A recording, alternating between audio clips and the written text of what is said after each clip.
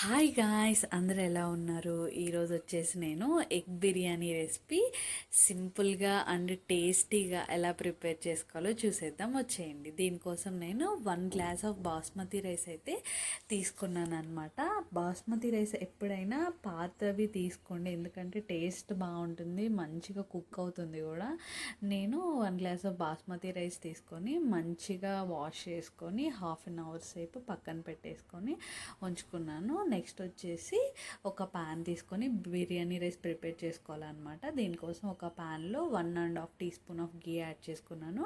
Next whole garam masala, biryani ఆకు, spices అన్నీ add చేసేసుకున్న తర్వాత మంచిగా వేయించుకొని పచ్చిమిర్చి అయితే ఒక 5-6 పచ్చిమిర్చి నేను తీసుకొని మంచిగా రోస్ట్ చేసుకొని కొత్తిమీర కూడా మంచిగా ఫ్రై అయిన తర్వాత దీంట్లోనే నేను గరం మసాలా అయితే యాడ్ చేసుకున్నాను. గరం మసాలా ఎప్పుడైనా సరే నేను హోమ్ మేడ్గా ప్రిపేర్ చేసుకుంటాను అనమాట.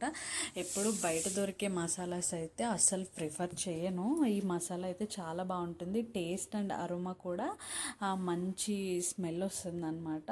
నెక్స్ట్ వచ్చేసి నేను 3 గ్లాస్ ఆఫ్ వాటర్ అయితే యాడ్ చేసుకున్నాను. ఈ వాటరు మంచిగా కాగాలి.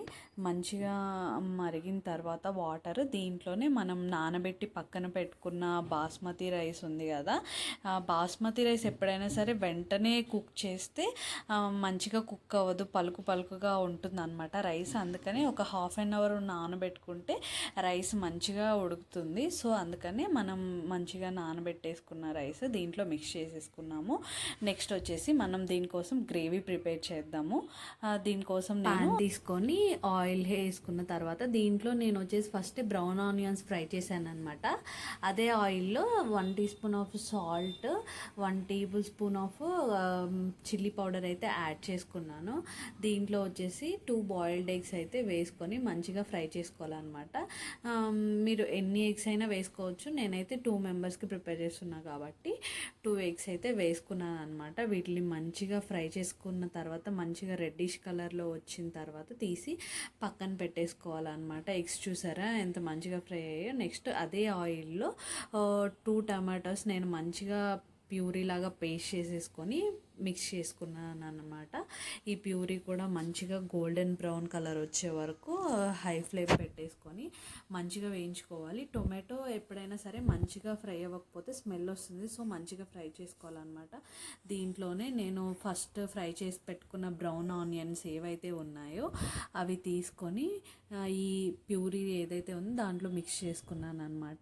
మంచిగా మిక్స్ చేసుకున్న తర్వాత అల్లం వెల్లుల్లి పేస్ట్ అయితే 1 టీ స్పూన్ ఆఫ్ అల్లం వెల్లుల్లి పేస్ట్ అయితే యాడ్ చేసుకొని మంచిగా మిక్స్ చేసుకున్న తర్వాత ఇవి మంచిగా వేగాలి. దీంట్లోనే నెక్స్ట్ వచ్చేసి నేను కొన్ని జీడిపప్పులు అయితే యాడ్ చేశాను టేస్ట్ కోసం. మీకు ఇష్టమైతే కొంచెం కసూరి మేతి కూడా యాడ్ చేసుకోండి. నాకు ఈ ఫ్లేవర్ అంటే చాలా ఇష్టం, అందుకని నేను కొంచెం కసూరి మేతి కూడా వేసేసి రెడ్డిష్గా ఫ్రై చేసుకున్నాను అనమాట. నెక్స్ట్ దీంట్లోనూ 1 టీ స్పూన్ ఆఫ్ సాల్ట్ నేను ఆల్రెడీ బిర్యానీలో రైస్లో వేసాను అండ్ స్టార్టింగ్లో కూడా వేసాను కదా, సో మీరు కొంచెం టేస్ట్ చూసి అడ్జస్ట్ చేసుకోండి. సాల్ట్ అయితే సాల్ట్, పసుపు, కారం కూడా వేసేసుకొని మంచిగా మిక్స్ చేసుకోవాలన్నమాట. నెక్స్ట్ దీంట్లోనే 1 కప్ ఆఫ్ కర్డ్ అయితే నేను యాడ్ చేసుకొని బాగా మిక్స్ చేశాను. కర్డ్ యాడ్ చేయటం వల్ల ఏంటంటే మంచి గ్రేవీ వస్తుంది.